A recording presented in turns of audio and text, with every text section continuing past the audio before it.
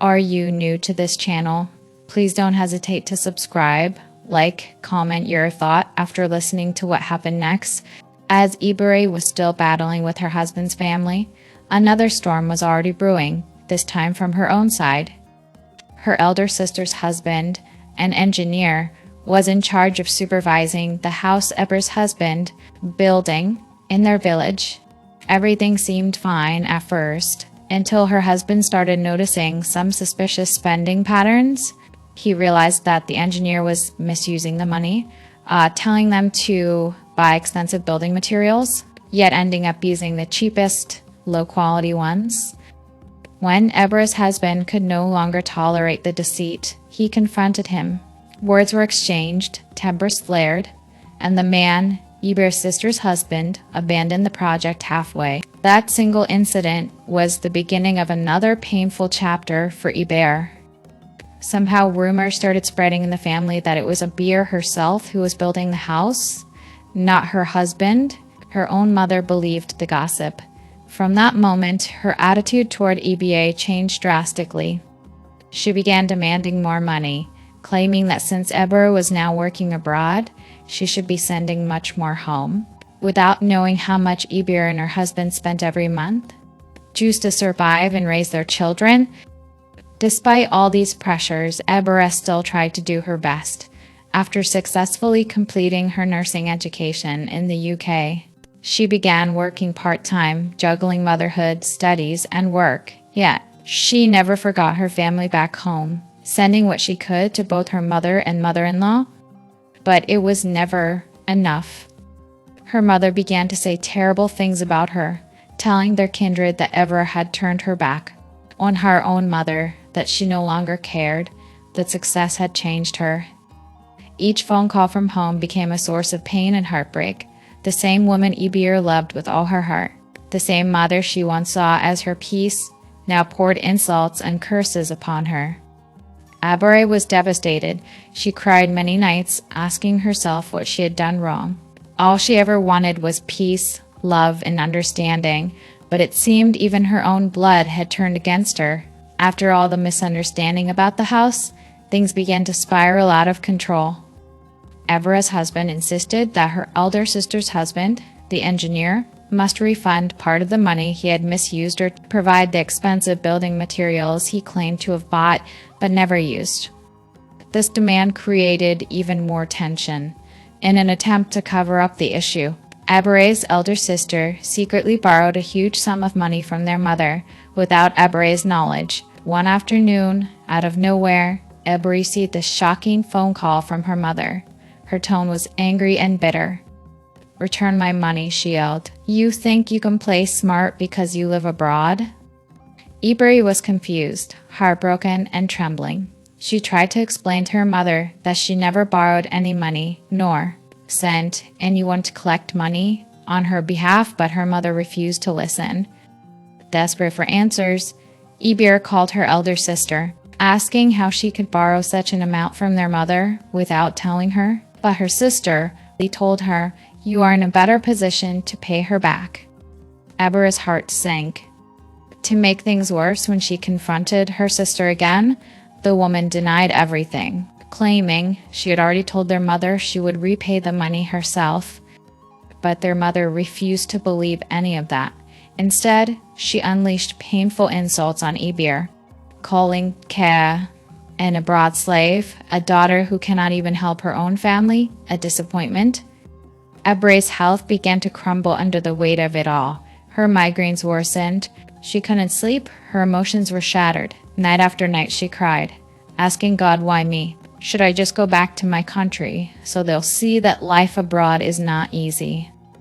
And when she thought things couldn't get any worse, tragedy struck again. The same engineer, her sister's husband, got into an accident, but even on his sickbed, he still managed to cause more damage. He instructed his workers to go into Ebere's father's compound, where her husband had stored over 5,000 building blocks for safekeeping, and sell them to another man without anyone's consent. Those who knew the blocks belonged to Ebere's husband included her mother, elder sister, and brother, Yet, none of them said a word. When Ebere's husband found out, the situation exploded beyond control. When Ebere's husband finally called her mother to ask about the missing blocks, she acted surprised and claimed she knew nothing about it. She explained that she had only gone home briefly to pick up some of her clothes. At that time, she was staying at Ebere's elder sister's house, helping out after her son-in-law, the engineer, had on accident. Since her own house and her daughter's house were not far apart, she decided to stay longer to assist them. But that particular day, when she went to her own compound, something caught her eye. The number of building blocks stored there had reduced drastically. Startled and confused, she quickly packed her clothes and returned to her daughter's house. She asked her daughter, "Do you know what happened to the blocks Ebere's husband kept in my compound? They are no longer complete." Her daughter was shocked. Without wasting time, she went straight to her mother's compound to find out the truth. She questioned the tenants living there, asking if anyone had noticed anything unusual. That was when one of the tenants spoke up and said, "Yes, I saw one of your husband's workers. They came with a trailer and carried some of the blocks away. I thought maybe you people were aware." The elder sister became furious. She rushed back home and told their mother everything.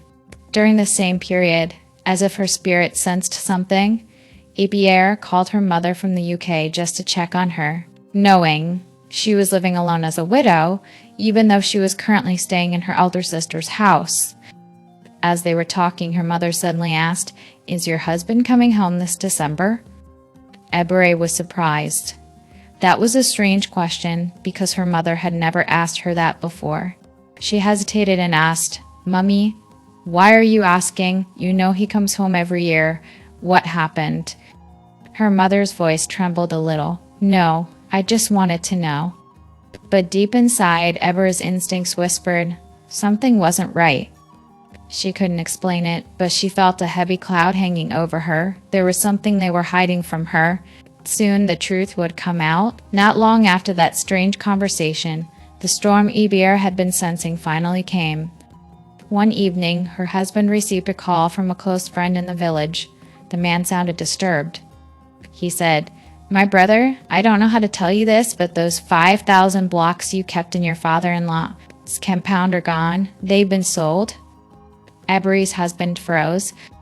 "Sold by who?" he asked, his voice trembling with anger. The man hesitated before replying. "It was your wife's sister's husband. People said he sold them to a builder who was urgently looking for blocks." For a moment, silence filled the air. Ebere's husband couldn't believe his ears, though he didn't tell that their close family friend about the blocks. So how did he know that block belongs to him? He ended the call and paced around the room, anger and disbelief burning through him. When he finally told Ebere, she was completely shattered. Tears rolled down her cheeks as she kept repeating, "No, it can't be true, my own family, my blood." But the truth was already out. Ebere's husband hung up the phone, heart heavy that night. He couldn't sleep. He had trusted his in-laws, loved them like his own, and now this betrayal came from the very people he had welcomed into his life. A few days later, he made a decision, one that would change everything. He called the family elders, reported the matter publicly. The news spread across the village like wildfire. People were shocked that Ebere's own relatives could do such a thing. Her mother, embarrassed and angry, accused Ebere of disgracing the family by exposing them. But Ebere couldn't hold it in anymore. The pain was too deep. She cried and said, "I have kept quiet for too long. I have taken every insult, every false story, every betrayal, but this one I will not swallow." Her voice shook as she spoke. The room was silent. Everyone could see the heartbreak written all over her face. From that day, everything changed. Ebere's relationship with her mother and sister was never the same again. The family that once shared laughter now shared bitterness and silence. And Ebere, broken, exhausted, and emotionally drained, began to ask herself, is this the price I must pay for success? for trying to do good. But one thing was certain, she would rise again, stronger, wiser, and determined never to let anyone destroy her peace again. Do you think what Ebere's family did to her husband is good? Or what her older sister's husband did is good? Let's chat on the comment section below. Life is full of mystery. Thanks for listening, but don't fall a victim. Be wise.